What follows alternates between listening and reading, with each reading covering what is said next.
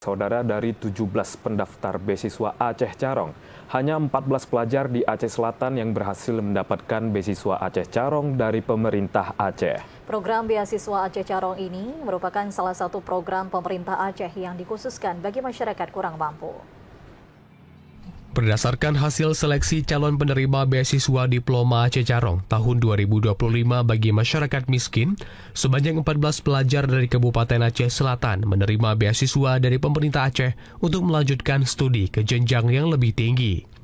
Dari 17 orang yang mendaftar, hanya 14 yang dinyatakan lulus sebagai penerima beasiswa Aceh Carong tahun 2025. Program beasiswa Aceh Carong ini adalah salah satu program dari pemerintah Aceh yang dikhususkan bagi masyarakat kurang mampu dari segi ekonomi dan juga berprestasi dalam bidang pendidikan.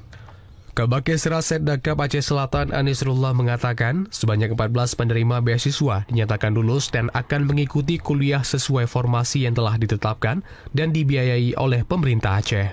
Totalnya kita 16 orang untuk berbagai politeknik. Kebetulan yang mendaftar juga 16 orang, karena memang ada 17 orang yang mendaftar, 1 orang dis karena ya perlindungan umur 25 tahun, sudah lebih 25 tahun. Jadi peaknya 16 orang yang daftar dan alhamdulillah lulus kita 15 orang, 14 orang, 1 orang mengundurkan diri karena tidak lulus di fakultas pilihan utamanya.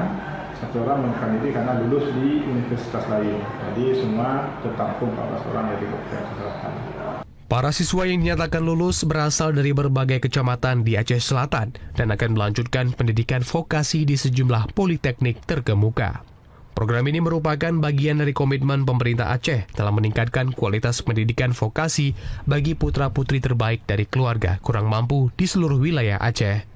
Dari Aceh Selatan, Asrul Liadi, TV Aceh melaporkan.